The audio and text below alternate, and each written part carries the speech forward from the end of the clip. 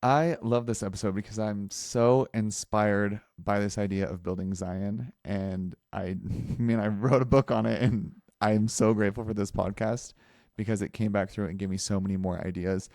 Welcome to All Out in the Open. Clare Dalton is back in the scriptures with Patrick Mason this week, and they had the coolest conversation about what it means to become one heart and one mind and how we actually build Zion. Yeah, and Patrick Mason is wonderful. I just adore him. He's an author, and he's just written some like really influential books that have really helped me, and I just appreciate him so much.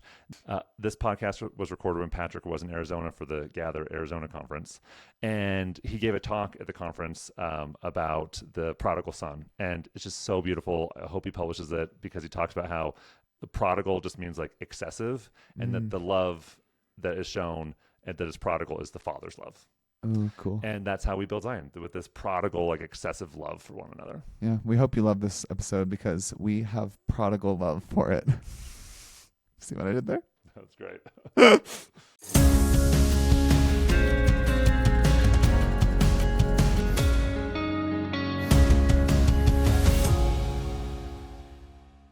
All right, welcome back. It's another week on the All Out in the Open podcast. I'm Clare Dalton, and this week we are in the scriptures with Patrick Mason. Patrick, say hi. Hey, how you doing? Hello. It's just a dream come true to be here. We're so excited to have this. And Patrick, will you just introduce yourself for our listeners? Yeah, sure. So I'm Patrick Mason. My profession, I'm a professor at Utah State University. I teach courses in religious studies and history. I focus mostly on Mormon history and history of Christianity, things like that, religious history. And but I've also written, so I write a lot of academic books that like nobody cares about or reads, other than a very few fellow scholars. But then I've also written a couple of books more for kind of broader church audiences, a little bit more popular audiences. Live in Logan, Utah, married, 4 kids. Life is good. Love that. And we stole you for the weekend, got you down here to Arizona for the Gather Arizona conference. And now we're doing this. Yep. We've had a lot of fun. And we also talked a little bit about you have studied at BYU and at Notre Dame. Yep. And which is awesome and just fun to hear. And so I have a question for you. I just thought about this. So between your academic writings and then maybe your for public consumption, do you have like I prefer to write one more than the other? Is one easier or harder to write? Do you like both? I do like both. It is nice when people read what you write, so the popular stuff is nice that way.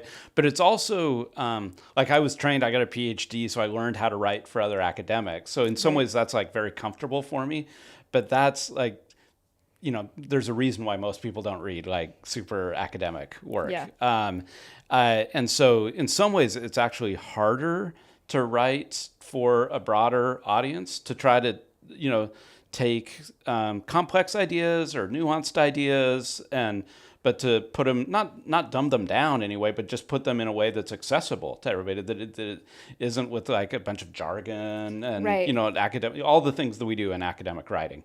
So how can you communicate powerful ideas and compelling ideas, but in ways that somebody can come at it without any specialization or expertise. So I've come to really like that. It's a challenge. I'm still learning how to do that for sure. But it's a fun challenge. Yeah, it's got to be a different muscle to try to build, to figure that out and to do that, which is just awesome. And I brought one of my favorite books of yours, Restoration. Actually, a friend gave it to me a couple years ago and said, you have to read this. And I said, okay. And they said, no, you have to read this. Like really? So I literally took it home and started reading it. And I think I read it in 2 sittings. Like I read it one day. It's a very short book. It is on the shorter end, right? We're not talking in the hundreds of pages, but I absolutely loved some of the concepts and things that you jumped into with the restoration of our church, the ongoing restoration, that it wasn't a thing that happened in the past. Like we are all still in restoration and will continue to be in restoration. And so absolutely loved that. Thank you. I'm going to have I've got some quotes and different things dog marked in here that hopefully we'll bring up. Okay. But thanks for being on the podcast today. We are going to talk about we're in the middle sections of the Doctrine and Covenants, so Doctrine and Covenants 51 through 70. And in these sections, we are at the point in church history where we have Kirtland, Ohio, and that's where Joseph and a lot of the early saints have been. And now they are moving into Missouri and Independence, Missouri. And there's some interesting words that start popping up in these revelations and have become more popular, since then. But we hear the words like land of promise, land of your inheritance, and that word Zion that we talk about a lot and is always associated with Jackson County, Missouri and Independence, Missouri and different things. So we're going to kind of jump into some concepts of Zion. And I have been a little nervous for this because in my experience, the word Zion has always been a positive thing. Always been like this is where you, it's the...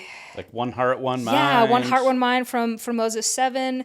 This is where we get to enjoy the perfect picture that we've painted.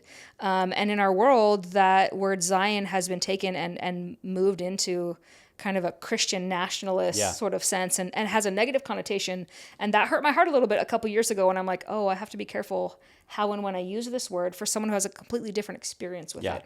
And that's not something that, was on the mind and hearts of the people, in the scriptural times that we're talking about. But how would you define Zion in the writings that you've done in your studies? Kind of how would you package what is Zion? Yeah. I like the way that you said that because I resonate the same way. Like for me, it's always been like a really beautiful concept. I think it is. For me, Zion is the social ideal of the restored gospel, because Zion is collective. It's a community. There is a sense in section 97, it talks about Zion as the pure in heart. So there is a way that Zion can be, it's a condition of the heart, but really at its heart, Zion is a collective project. It's a communal project. And I love the scriptures in 4th Nephi and Moses 7 and the different times, Acts 2 and 3, right? These kind of Zion communities that come about. So for me, it's always been super positive, but there is always, we only have so many words in the English language, right? And sometimes the same word gets mobilized for other things that are harder and that sometimes even harm people. So when we talk about Zionism, it gets associated with Israel. And now, and of course, that is so complicated. We don't have to do the whole Middle East politics today, right? But what is the creation of a beautiful homeland for some people might mean dispossession for other people. Yeah. And of course, this was the challenge for the early saints too, right? For them, Jackson County, Independence, Zion, this is where Jesus come back, woohoo! But there's other people there too, and they don't like that other people are coming in and saying, this is our land, God's land. It's scary. God gave us this land. So I think that's a good lesson for me, is to be really reflective on the ways that even the concepts that are beautiful to me and genuinely beautiful and life affirming and connect me to the divine, connect me to other people. Is there another side of that coin? Is there a cost, or who's on the other side of that story that I'm telling? Yes, absolutely. And I think that is such a direct tie-in to the LGBTQ community because, those of us who have family members who are in this space, we see hope, we see beauty, we see love and inclusion.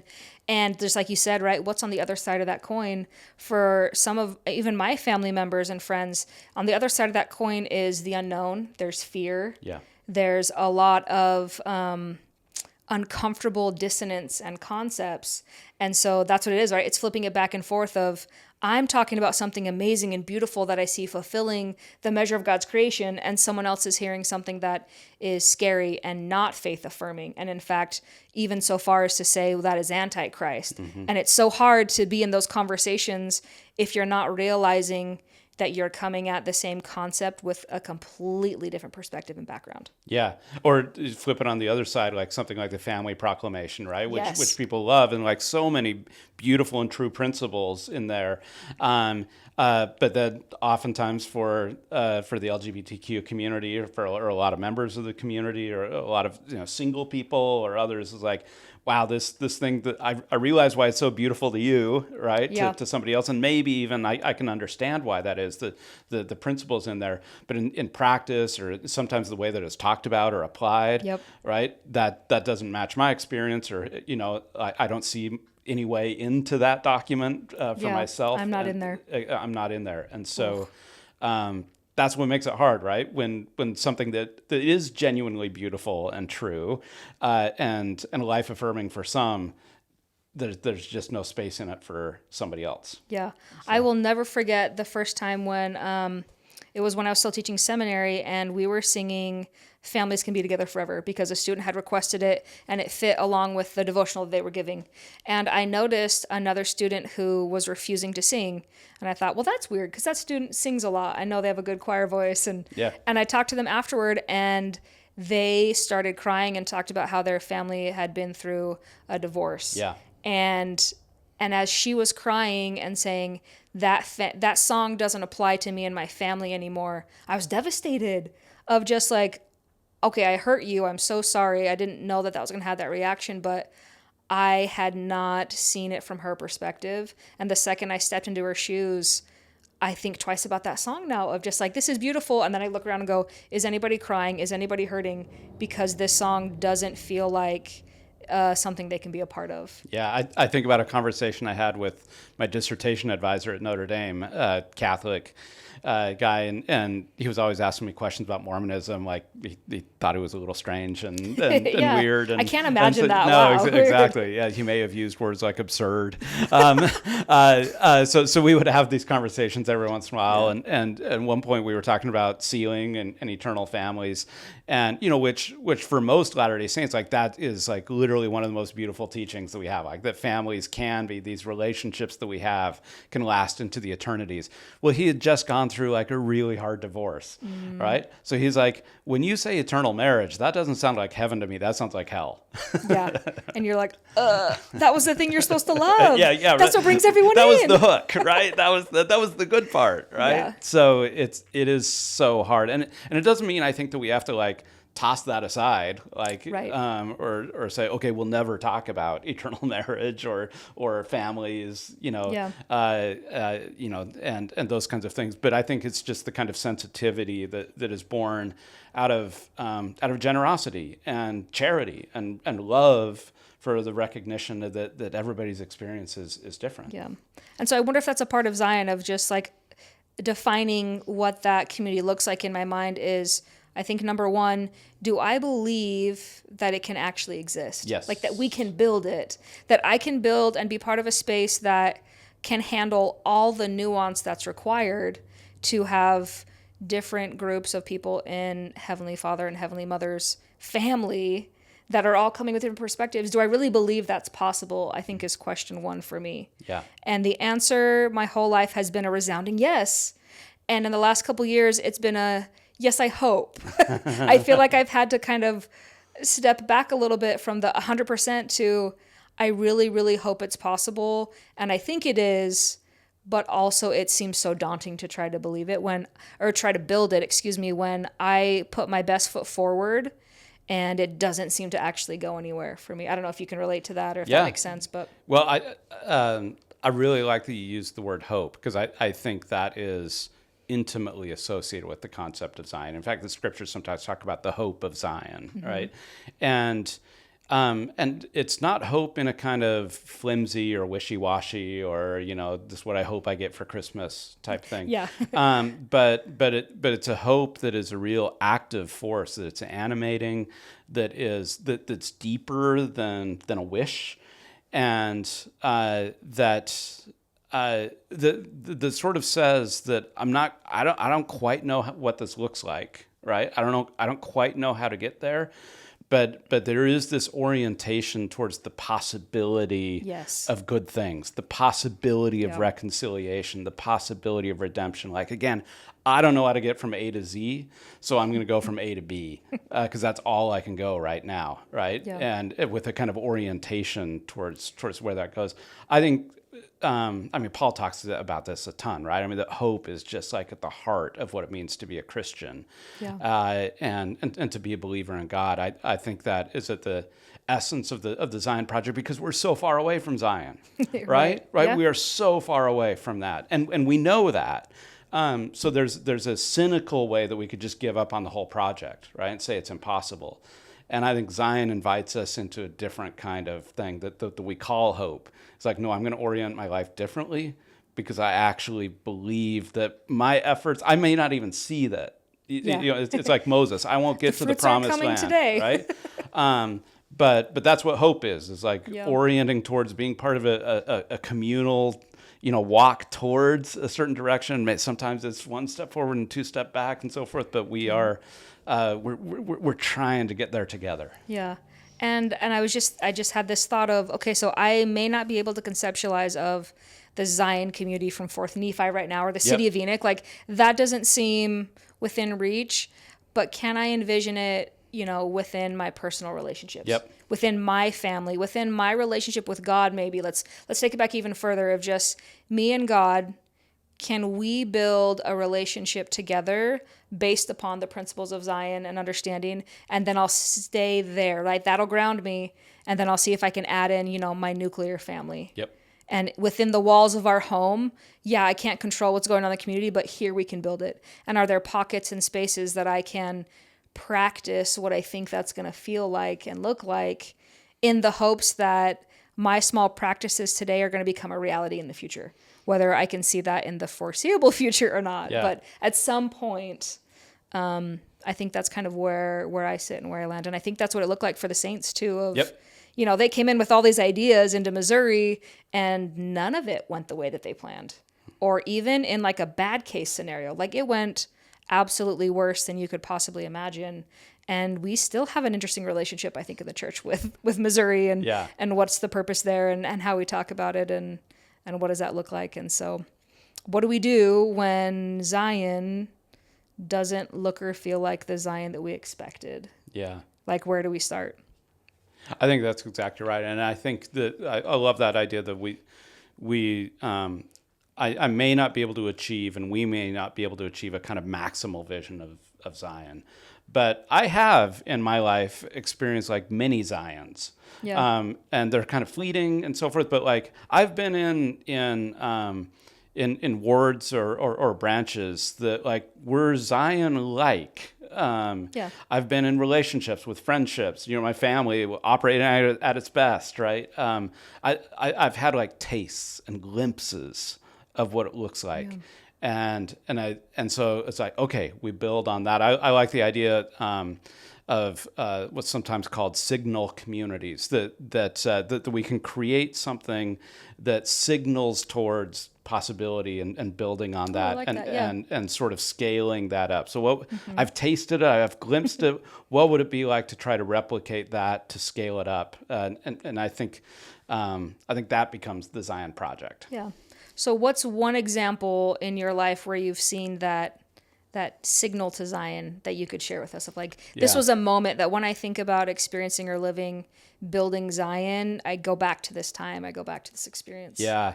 So you mentioned I went to Notre Dame. So I went there for graduate school, Notre Dame Catholic University in South Bend, Indiana, right? Not exactly like a Latter-day Saint like stronghold, but so there were a couple of wards in the greater South Bend area. One particular in South Bend that I was. So we were in the South Bend ward, and it was a ward where there were some like, people who had lived there for a long time, like just like Midwesterners, like salt of the earth people who were there. And then there was this group of grad students, a lot of them from the West, a lot of them from Utah or Arizona or something like that. So transplanted, doing PhDs or MBAs or law degrees or something like that. And then there were always lots of new converts. There was lots of missionary activity, and South Bend had kind of a depressed economy at the time. So a lot of people, from poorer areas of the city, a lot of racial diversity. And so in this one ward, you had this really interesting mix of people. And because the ward was small enough, it was the whole vibe was just like, we're just glad you're here, right? Yeah. Like whoever you are, whatever you look like, whatever gifts you bring. And so like people were all over the map politically in terms of their style. You had new converts next to like, pioneer stock and all of this. But it was this really kind of beautiful community that came together.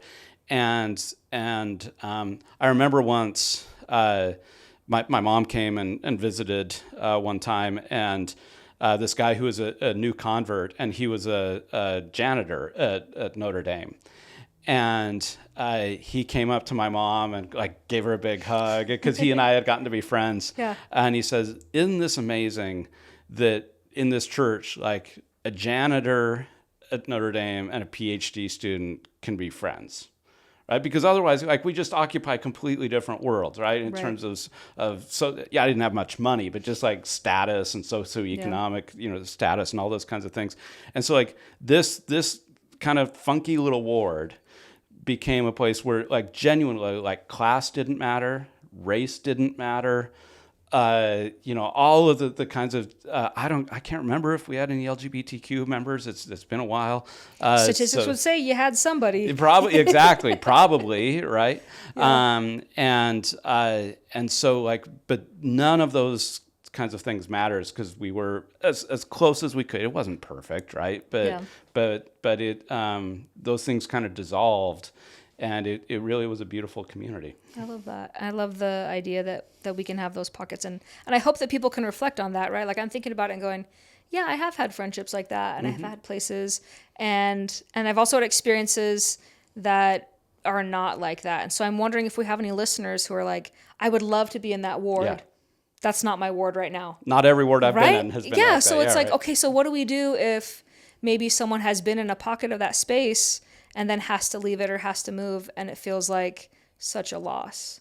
Like what do we do if you have a great supporting loving bishop and then he's released and now you have a new bishop who is not that way, or you move to a different state and now your ward looks very homogenous and you feel like the one who doesn't fit? And I think there are a lot of feelings like that in different places in the world. And so I was just wondering what can we offer about how do we handle those situations? How do we move through them and kind of start building again? And see if we can build that same feeling in a different way, in a different place. Seems daunting. Yeah. But also is kind of how, I guess, life works, right? You have to leave one chapter and start another and move forward, I guess. So any advice for people who feel like, I don't have that, but I want it? Yeah.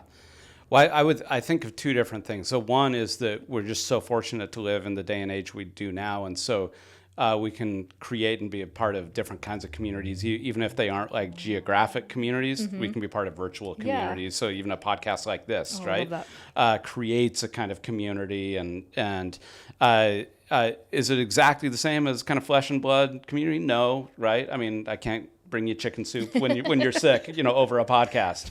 Right. But that community is real nevertheless. At least I feel like I'm not alone, right? Yeah. If I'm hearing voices and stories and so forth that I can resonate with. What a beautiful gift of our generation that we have that. Yeah, it's amazing.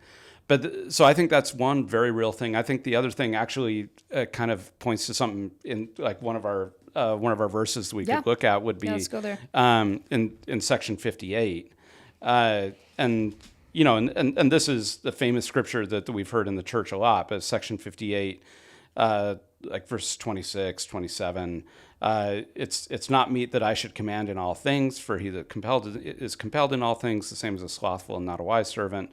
Verily I say, men, and I think women, we always have to like yes, I am thinking by scriptures too, right? Brethren and sistren. Yes, the people should be anxiously engaged in a good cause and do many things of their own free will and bring to pass much righteousness. For the power is in them, wherein they are agents unto themselves. And inasmuch as people do good, they shall in no wise lose their reward. And I think that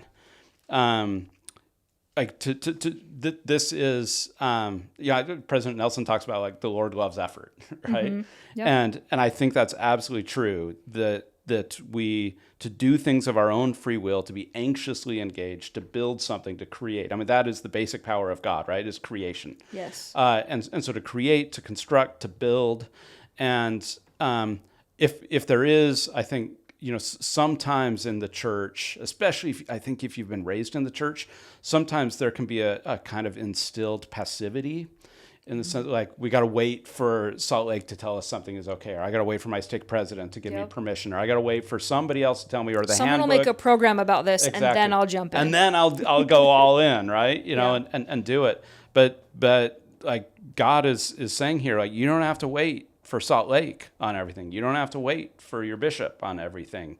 Be anxiously engaged in a good cause, and so I think if it's hard, and like some people sometimes really do feel alone and so forth, but like insofar as you can, like how could you creatively and constructively build a kind of community, find people. I'm not saying it's easy, right? Right. I think we've all been in wards where we just didn't connect with the other people for whatever reason, right? Doesn't mean they were bad people, right? Just whatever. We didn't have the connections. But I think here this is an invitation to be creative and constructive and proactive. And I love that. I feel like I talk about that a lot, of just this power that we have of creating, like being a co-creator with God. And I think I used to think that I was playing some sort of like life or Monopoly game, right? That like I'm waiting to go to the next step, and I like look over and God gives me like the nudge, nudge, wink, wink. You're in the right direction, turn left. Yeah. And I think of it more now of like, you know, I have my heavenly parents in Christ standing with me, and there isn't a next step. There are so many next steps, right? An infinite number. And instead of me looking to them going, what's the right answer? We look at it together and we go, okay, what do I want? Like, what am I trying to build? And we're going to create the next step. And sometimes it's just one at a time.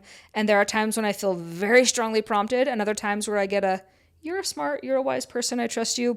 You have 15 good answers. Pick one. Yeah. Pick one and move. And I get trapped sometimes in this fear of, okay, but what's the right one? And God goes, the right one is the one you choose. I'm like, no, I don't want that. But I think that you're spot on, right? God is going to let us experiment with that creative power in a way that is personalized to us, instead of going, okay, well, here's what you do. Here's the template. Do this every time and you'll build Zion. Boom, it's stamped, it's processed, it's good to go. Yeah. And we don't like that. And yet it's the very thing that makes us more like Christ, is having the ability to choose and to do that and to make it. And so the thing that frustrates us is the thing that frees us, is kind of a funny. I mean, I've talked about this elsewhere, but for the last couple of years, my wife and I, every other Sunday night, we've had a bunch of, I teach at Utah State University, so I'm around all these students, a lot of whom are LDS.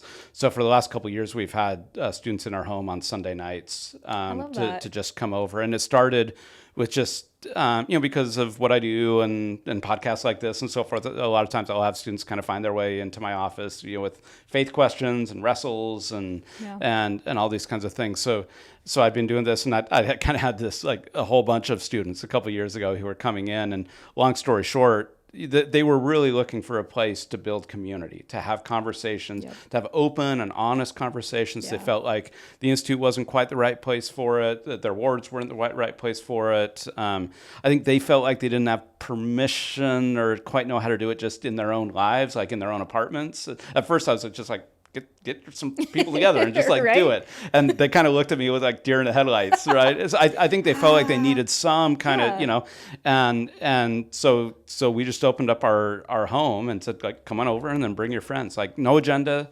no, it's not a lesson. It's not like, come and listen to Professor Mason. I mean, we kind of sit in the back. It's just a space for the students to come and create community and have the conversations that they want to have. A lot of times they'll just show up. There's no, they have a group chat, so sometimes they'll be like, oh, we want to talk about this. Other times they'll just show up and are like, hey, what is everybody thinking? Like, what do you want to talk about tonight? Yeah. And just wherever the conversation leads. And I've seen, like, that's a little Zion for some of them, right? They have created this sense of like community and honesty and openness and support for one another that is really beautiful, that then they've taken out into the world and back into the church and all these kinds of things. So it's not trying to replace the church. It's it's just a place for them to come and have these relationships. So and that was all we do is we always joke, like, the two things we provide is we pay the mortgage and we provide dessert, right? Like that's but it's really that the students are building this community together. Oh, I love that. I love the idea for that. That's kind of how sometimes I host an ally night at my house once a month. And Greg Peterson, Jen Dilley, the three of us kind of started it, and we have moved locations a few times, and sometimes we use Liz and Eric's house and different things, but it really just feels like a place where I know once a month people are going to come over to the house and we're going to have conversations that matter. Like they feel good, right? I don't always know what they're going to be, but I'm going to be in a space where I can say where I'm actually at, what I'm thinking and feeling, and there's not going to be any repercussions. There's not going to be any blowback or like, just think positively, do these things. And it's so important in my life to have that. And it's kind of funny to me that people are like, oh my gosh, Claire hosts this because she's, I don't know what they think, but I'm like, this isn't working the way that you think it is, because this is like really helpful in improving my life. Yeah. I like don't know that I'm doing anything for you except providing the space. And like sometimes we throw cookies or Rice Krispies out on the, sometimes, but it fills that community for me that sometimes is missing. Yeah. And I can't find in places where I once did. Yeah. So what do? I'm going to build it. Like, let's make it together. Feels like a sacred space that God says you can do this. And we sometimes need the permission, right? Yep. To build those things. But I absolutely love that. Yeah, That's where cool. 2 or 3 are gathered. I mean, we've had just incredible experiences and conversations and sacred moments, right? That are really meaningful for the people there in the room. Yeah. So. It reminds me of, so I'm going to jump over to your book if that's okay. So there's a part in this restoration where you talk about the house of Israel. And so just thinking about, what was the connection I was just thinking of needing permission. That's what it was, right? I need permission to do this. And so anyways, you bring up an interesting concept that I think we know these two separate facts. We don't always put them together, but you talk about how most of us are adopted into the house of Israel, right? We are not bloodlines of Israel. Most of us in our patriarchal blessing, a lot of us are told, you're part of the house of Ephraim, you're this gathering branch. And it just made me think of, I sometimes get frustrated that all of us who in our church community, most of us are adopted in to the house of Israel and really connect with those covenants that are associated with that. And there's something that makes me feel special about being a part of the house of Israel.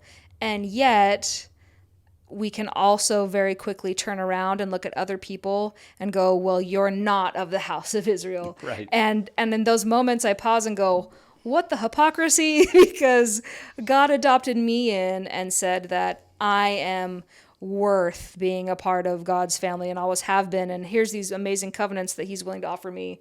How can I then turn around and look at someone else and go, well, yeah, I get adopted in, but you don't. And so that just made me think of that idea of like needing permission. Do I need to give permission to other people to receive the same blessings that God has offered all of us?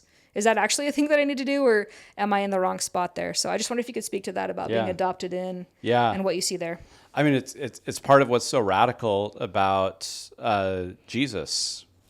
And because he comes, and part of his message is that like everybody can do this. And then the Apostle Paul really develops that theology, right? And Peter has his great vision of expanding and taking the gospel to everybody. But that's new, this, especially for, I mean, like literally the house of Israel, right? And Jesus was himself a Jew. All of his earliest followers were Jews. And but signaling like, no, this is bigger than that. I remember that great line from the New Testament. It's like you think you're descendants of Abraham, like congratulations, God could make these stones descendants of Abraham, right? It's right. like, ooh, burn. yeah, right. And so there's this radical expansiveness that happens in the New Testament, right? From Jesus to Paul, and this idea that the gospel can go to anybody and everybody can be part of this story, and everybody is and can be a part of God's family. And that can be, obviously that was threatening to people at the time, right? Because if you have inherited and inhabited a story of how special you are, because of the family that you're a part of, the tribe that you're a part of, and that there's some kind of distinction between you and other people who aren't part of that story or that family or that tribe, right? For then somebody to come in and say, well, actually, kind of we're all part of that Yeah. story, right? The family is bigger than you think it is. And that's, I understand, like that can feel kind of threatening. And it was in New Testament times. It can feel that way today.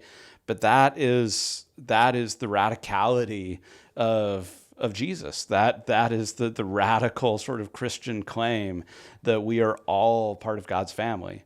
And so this isn't a story, or this is not an offer of salvation to like this tiny little sliver of people, but actually God's project is to restore and bring to wholeness their entire family. Yeah, it reminds me of Brene Brown, where she talks about a scarcity mindset versus an abundance mindset, Yes. right? The scarcity is, if you get more, I get less. Yep. Right? So if I'm special and you're not, then that feels good. But now if you're special too, then I've lost something instead of you've been added upon. And so that abundance mindset means that there is enough and more than enough for everyone. And when you rise, I rise, we all rise together, right? Rising tides lift every boat in the harbor kind of mindset of we can all receive and not diminish. Yeah. And I think that that's a principle of faith, right? Believing in that mindset is faith in action, that I can look at a group that has been marginalized and go, okay, I'm in a place of privilege right now. I haven't always been, but in my place of privilege, I'm going to reach out to you and say, not just I'm going to help you because I'm better than, but I need you over here with us. Not because I'm going to save you, but because you matter and I need you in my life. I need you in my space. There's something that you bring that no one else can replace. And that I think that is a core thing that God has always been trying to teach us as his kids, that there is an abundance and not a scarcity. And it's letting go of those threatening, the things that threaten us, that worry us, that can I do that? Ooh, I love that. And then you just brought up another concept that you bring in your book about the 0.2%. So could you explain that concept? Yeah, I mean, it's I'm not very good at math. I'm a words guy. I'm a humanities guy. But when I ran the numbers, right, in terms of the number of members of the Church of Jesus Christ of Latter-day Saints, just baptized member, not even talking about like active members, but just baptized members compares to the global population. It comes out to about 0.2%. And which is not very big, right? If you put that on a pie chart, you can like sort of, you have to have a pretty big chart to see like a tiny little sliver right there. Gosh, now, and it's easy for people, if you live in Utah or if you live in certain places in Arizona, right? It's easy to kind of forget that, right? Because oh, there's a lot of us. Because you're surrounded by the 0.2%. Everyone's there. Exactly. But look, if you're in South Bend, Indiana, like I understood that. Or I've lived in Egypt. I understood that. In Romania, my family moved to Romania for 6 months, and at the time we just had 3 kids. So this family of 5, we more than doubled the size of the branch in the entire town because there were just like 4 women attending this branch at the time. So like it went from 4 to 9 overnight. So like that. Now I see what 0.2% looks like, right? Yeah. And then you say, okay, but if we have this idea of the one true church, right? How do we put these things together? Like that God loves, our heavenly parents love all of their children, but then we have this one church that is 0.2% of the population, right? How do these things square? And I think that's part of what we have to wrestle with. Like, do our heavenly parents really only love and have blessings, all the blessings available to 0.2% of their children? And when you say it that way, it feels like, oh gosh, that doesn't feel good. It doesn't, like, you're like, I don't like that. No, like it can't possibly be that. So I think we have some answers to this. That's why we send out missionaries. That's why we do baptisms for the dead, right? The work for the dead. I think all of that is right. But I think part of the beauty of the restored gospel is its universalism in the sense of like genuinely being offered to everybody, right? It's not like, you were born in the wrong place in this planet. Sorry, like you have no chance, right? But I think it has to be more than that too. I think we have to think about God's graciousness and generosity towards us now, not just like after we die and get a baptism for the dead, but like what are our heavenly parents doing on this planet now for the 99.8% of their children, not just for the 0.2. Because I've had enough experiences. I know you've had experience. I'm guessing everybody who's listened has had experiences with people who are outside the church who are just as gifted and graced and have God's presence in their life and are doing good in the world. They can see the hand of God working through the 99.8%, not just the 0.2%. Yeah. 100% agree with that if we're speaking in numbers. Yeah, right. Absolutely. And it, when I had more of like a black and white mindset and an all or nothing, it was dissonant to me to have friends outside of the faith and to see God in them and divinity and kind of have to struggle with that a little bit of like, wait, hold on. I thought that having a temple marriage is the best choice that you can make. And yet I have these people in my life who aren't sealed in the temple. And yet when I think of examples of a great marriage and partnership, they're the ones that come to mind. Like, how do I balance those, right? Mm-hmm. Or someone who has taught me the most about the nature and character of God is not a member of the church. And I've always wanted them to be, but they're not. And so it's like, wait, hold on. There's these different things that can I hold space for both? And if I'm feeling that dissonance, I guess for me it says, then I need to check what's my underlying belief. Because something is off about my belief if I'm seeing this evidence to the contrary. So do I check my belief, or do I check and maybe discount the experience of the person that I'm talking to or who they are? And it has been hard for me to go, no, I'm gonna check my belief and sink in deeper. And not that belief is bad, but is there a better belief that explains my actual life experiences that I'm seeing? Such as being a member of the church does not make you better than, but absolutely can make you better.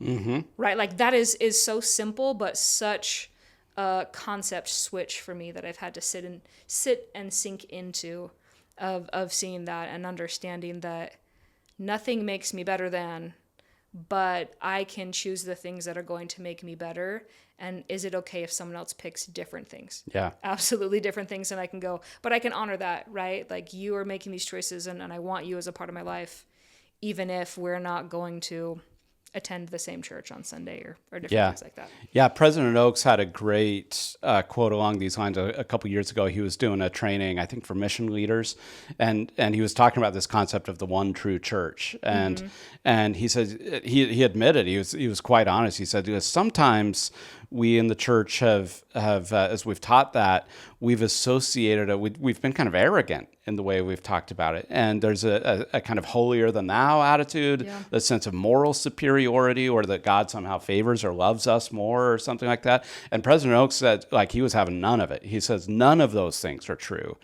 He says what that means, when we use that phrase is, he says, we're talking about particular gifts or bestowals that God has given us within the church that we do think are pretty special, right?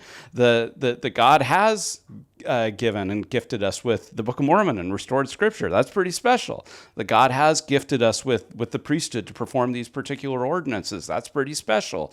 God has given us with certain knowledge. Think about it all the way from doctrine about premortal existence to Heavenly Mother. There are certain things that God has gifted us. Those are all things that are pretty special. And he says, so that's great.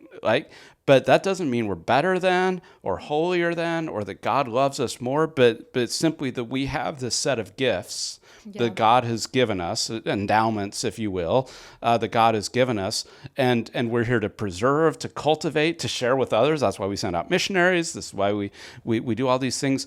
Again, not out of a level of or an approach of like superiority, but sharing. Yeah. And when we approach that, or approach it that way, then that sharing can be reciprocal, right? Yes. So we don't have to abandon these gifts or feel embarrassed about the Book of Mormon. No, the Book of Mormon is amazing, right? I want to share that with other people. That doesn't prevent me from reading the Quran, right? That doesn't prevent me from learning from other people. So it can be a both and, because I do think there's a temptation sometimes, like when we encounter like so much goodness and truth, otherwise we kind of shrink and we're like, oh, we don't want to like, no, it's like we have all these great gifts. Let's share with them and they can share with us. I don't want you to shrink. I don't want to shrink either. Like, let's both give. The synergy, right? Exactly. Was created there. And I just had the thought of when you were talking about the endowments or the gifts that we've been given as a church and as individuals, and what covenants can do to not make us better than, do we use those gifts to include more people? Yep. Or are we using them to exclude? And I think that is such a good question to look at of Christ was crucified because of who he included. Yep. And it was more than the established church of his day said was allowed. And I think that is just so important to remember of as we're in the true and living church and receiving these amazing restoration and blessings and all these things. Is it turning into a members only club, or is it a way to reach out to more and more and more people, and not so that they can become homogenized with us, but so that we can continue to evolve to accept more of the variety of God's family? Yeah, I mean, this is exactly what God says in section 46, which I know is a little outside our scripture. We'll accept it, Patrick. It's an It's acceptable okay. answer? Yes, okay, yes, we can, you can all do right. It's I think one of the great sections in the Doctrine Covenants where it talks about all these spiritual gifts, right? Mm-hmm. And it's not an exhaustive list. It's simply an illustrative list of the gifts. And it talks about, first of all, that every person has a gift, right? To every person is given at least one gift, and oftentimes more than that. But the payoff is in verse 26. All these gifts come from God for the benefit of the children of God, right? These gifts are for everybody. It's just what you were saying, right? Yeah. If it's not for some, it's not to elevate a few. It's that these gifts, the diversity, the variety of gifts. This is Paul's body of Christ metaphor, right? The first thing we have to do is to recognize and appreciate and value the diversity of gifts, right? And recognize that every individual and every group has a diversity of gifts that are God-given. Yep. And then second of all, to recognize those gifts are for all of us. So that's the cool thing. Like, okay, I get to enjoy my gift a little bit, but really the cool thing is I get to enjoy your gift and somebody else's gift and somebody else's gift if we share it with one another rather than hoard them. Yeah. And create a space where everyone can share. Yes. My gift is for everybody. Yes. Right? And so that, like the idea, right, of if we're anxiously engaged and making choices of what can I do in the space? What's my sphere? What can I actually help with? And it's creating those spaces where other people feel like their gifts are not only accepted, but needed, right? There's a difference between being allowed and being essential and a part of. I have a basketball background, and so in my brain, I always think of teams where I was on the team, but I knew I wasn't ever going to play, versus when I'm on the team and I'm the starting point guard. Very different experiences, right? Where coach is like, yeah, you're on the team, you wear the jersey, also don't rock the boat, versus, okay, you're a part of game planning, you're a part of the strategy that we're going to do, I need you to do these things. It feels very different in building those spaces. And so I think that's the concept of Zion that we've been talking about is, are we continuing to build spaces where people who with their unique gifts and talents that maybe have never been recognized are allowed to not just be there, but to shine and to realize that they're not just allowed in God's plan, but they literally are the plan, right? Every one of us is a part of the plan, and the plan is for us and is not complete without us. Like, that's the Zion that I'm conceptualizing in my brain, that we need to keep expanding so that people can relax and go, okay, I'm not just allowed here, but I belong here. Yeah, I mean, there's 88 keys on a keyboard. Sometimes I feel like in the church we're playing with like 12 of them. Yes. Or something like that. Ooh, that's a good analogy. You know, there's just so, and we make beautiful music. You can do great things with 12 notes, right? Right. 4 chords can do how many popular songs. Exactly. But there's so much as we expand globally, as we think about our LGBTQ sisters and brothers, as we think about all the communities that, look, just honestly, we have not, in our very young history, in less than 200 years, we've not done a good job of including. And so like I'm really interested to hear what kind of music we can make, even if we expand to 24 keys or 30 keys or, it's something like that, let alone, 88. Again, maybe that's that Zion that we can't quite figure out what that looks or sounds like. But I can kind of imagine what 24 keys would sound like, and that would be awesome. Yeah, that'd be incredible. I love that analogy. It's so visceral for me of loving music my whole life, and I'm not good at creating it, but I absolutely appreciate music. And so imagining some of my favorite musical pieces that I've heard played live and just being like, oh, that times 2. Yeah. That sounds cool. Like, I want to hear that. I would love to. I just imagine someone who is a professional, right, in music and writing music, being able to go to God and go, okay, here's everything that I understand about music. What can you add? And God getting a smile and going, oh, good question. Yeah. Here's all of the things that we haven't even explored yet, and how incredible that is that God really can do that and wants to do that for us and with us in all of our areas of love, not just music. And that God is, I honestly believe God is ready and waiting to add so much if we are ready to want more. Yeah. Right? Like God is such a loving Father that he's not going to force it on us. But when we're ready and asking of how do we build more? How do we do this better? Who are we missing? Mm-hmm. I think is a question that makes mothers and fathers very happy. Yeah. Of like, yeah, absolutely. I would love to talk to you about that, of who we're missing and how can we better include them. Touches my heartstrings and makes me excited. Yeah. For the future. I love that. Oh, Patrick, I feel like we could talk for forever. I've loved these insights and thoughts. Do you have anything on your mind or heart in these sections, or just in your concepts of Zion that you still want to share? Well, we haven't jumped into yet.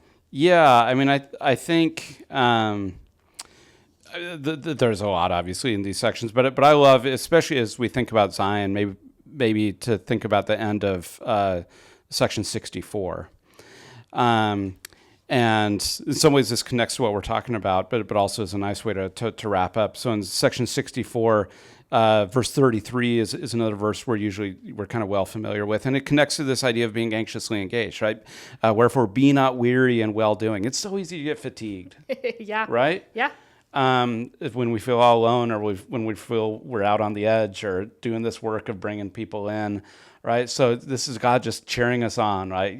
Be not weary in well-doing, for you're laying the foundation of a great work. He doesn't necessarily see you're going to get there, right? Yeah. You might be the Moses who doesn't get to the promised land. It's not for you're about to finish the great work. You're laying the foundation. You're laying a foundation, and that's what faith and hope is. Can I start something even if I know that I'm not going to see it finished, because it's bigger than me. It's the path is too long. The investment is worth it. Yeah, that it's worth it. And then I've always loved verse 34. Behold, the Lord requireth the heart and a willing mind, and the willing and obedient shall eat the good of the land of Zion in these last days. But the heart and a willing mind, can I give that to God? Right? Can I give God my heart? Can I give God a willing mind? Maybe not even a good mind or a particularly, it doesn't say right? good or bad, it says willing. It's just willing, right? And that's what it's all about. And if we can do that, individually and collectively, then this promise at the end of of section 64, starting in verse 41, for behold, I say unto you that Zion shall flourish, the glory of the Lord shall be upon her. She will be an ensign unto the people, and there shall come out of her unto every nation under heaven. And the day shall come when the nations of the earth shall tremble because of her, and shall fear because of the terrible ones. And I don't think this is fear in the sense of like they're scared, right? But there's a kind of the fear and trembling that we have before God, right? I'm not scared of God, but there's something rather impressive about God, yes. right? Yeah. And when I see like radical goodness, when I see Mother Teresa, like I sort of like tremble. I didn't ever see her physically, right? But I sort of tremble before like the idea of that kind of goodness and that kind of inclusion, right? And like it's a good trembling. It's like, wow, like I'm like trembling with possibility, right? But also a little bit afraid because I know like I'm not there yet. Yeah. Wouldn't it be amazing, right? If that's the kind of community that we create, that is full of people who are laying a foundation of a good work, who are not weary in well-doing, who are radically inclusive. In section 45, it says, what is Zion? Zion is the community of anybody who wants to come. There's actually no religious requirement for Zion in section 45. It says all it is people who don't want to be at war with their neighbor, who will leave their swords behind and come together and want to be in a community. And it says out of all the nations of the earth, so out of all of this diversity that God has created, that we begin to build this community of love and of inclusion and of generosity towards one another, of radical self-giving. And when people see that, like this is the vision, like when people see that, they would tremble. Just like I tremble thinking about Mother Teresa, people would tremble thinking about Zion, like getting kind of excited about that, and they would want to be drawn toward it. Also maybe a little afraid, right? If when I look in the mirror and realize I'm not there yet, but hopefully it's an invitation to a different kind of life. Yeah. Ooh, I absolutely love that. And I also have noticed, Patrick, that you've used the word radical a lot. And I love that. So I was wondering if you could give us your definition of the word radical and why you see it such an applicable word that you've used with Christ and a lot of Christ-like attributes. Like, why is Christ radical, and why are us building the traits that emulate him such a radical idea kind of in the world? Maybe it's on my mind because I've got a book coming out with a bunch of other authors on the radicalism of early Mormonism, actually. And the word radical, the root of it, the Latin word of it is means to get at the root. Of something. And so for something to be, for something to be radical means that like, you're not just engaged in like superficial change or something, but you're actually getting at the root of something to really sort of upturn it and to get to think, not just cosmetically, but actually in a kind of wholesale way about change. Yeah. And so I think that's what Jesus does. Yes. Jesus is radical in the sense of he doesn't just paper over or say like, oh, everything is basically fine, just be a little better. No, he wants to overturn everything. He wants to overturn the way we think about politics. He wants to overturn the way we think about economics. He wants to overturn the way that we think about one another as sisters and brothers, right? And as the family of God. He wants to overturn what leadership and power is, that it's actually about service and love. So like literally Jesus turns everything upside down. So that is radical. He gets at the root of everything. Ooh, I love that. And then pulls it up. And so I think that's what the gospel does. That's what Zion is. Zion isn't just like, Zion isn't just the way that we live, but a little bit better. Zion is rethinking everything we think we know in light of the radical message of Jesus. Starting at the foundation. Yeah. And so, just going back to that, the verse in 34, right? Heart and a willing mind of Christ will accept any gift I offer him, I think. But when I offer him my heart, am I ready for that radical change in my heart? That he's like, this is a good heart. And let me flip it and show you from the very first concept of understanding my family. Let me radicalize that for you and understand what I really mean. Or in your mind, right? Your mind is a great thing. You've done a good job with it. Now let me take these concepts that you have become very comfortable with and flip them. Yeah. And can you understand what I'm seeing and what I'm saying from my godlike perspective of how what you're doing and who you're at is good, but the root, we need to go back into the root and start at square one. Yeah. And change that concept. That to me absolutely says Christ. Yeah, so it's not radicalized in the way we talk about it now, like in terms of politics and ideology or something like that. It's more along the lines. Martin Luther King talked about this in Letter from a Birmingham Jail, because people were accusing him of being an extremist, right? Mm-hmm. And he says, he says, obviously I didn't love that word at first, but he says the more I thought about it, he said, wasn't Jesus an extremist for love? Right? Wasn't Paul an extremist for teaching the gospel? Wasn't Amos in the Old Testament an extremist for justice?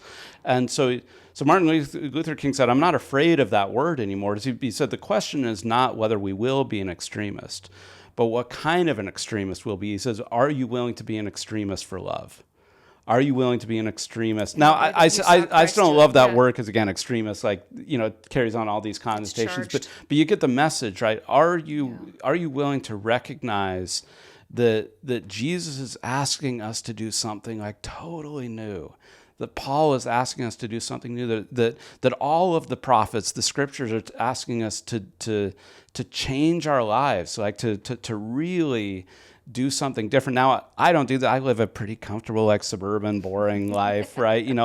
So I don't live up to my own ideals, but I'm like, I'm so excited and on fire by the prospect and by the invitation that Jesus gives to me of saying, like, actually, the world could be totally different than the one that you live in right now. It could be so much more different if you could just imagine. And so Jesus gives us that glimpse of what the kingdom of God can look like. And it's radically inclusive. He brings in everybody off the streets. Yeah, even a Samaritan. Yeah, right? I mean, all the categories. Yeah, I love He that. didn't have LGBTQ as a category to him. It would have been in there had the category existed 2,000 years ago, right? And because every other category, he's literally saying that's who's at the banquet table. That's who you grab in and bring to the feast. Yeah, that's who belongs in Zion. Yeah. I love that. Thank you so much I was thinking about that and I'm like, is this a good time to ask that question? But the way that you defined that word changed it for me. And now my brain is on fire going, oh my gosh, I do really like that word and that definition, because I think it gets down to the level of the conversations that I want to have. I want to have more root level conversations instead of the surface level and the kind of dancing on the edge of things. I want to get really down to, let's get to the root, because that's what matters. Yeah. And Christ had such an incredible way of teaching and doing that. And so I think Christ does that with each of us in our hearts when we bring that heart and that willing mind. And that's what Zion is about, right? Getting down to that level and seeing and connecting with each other.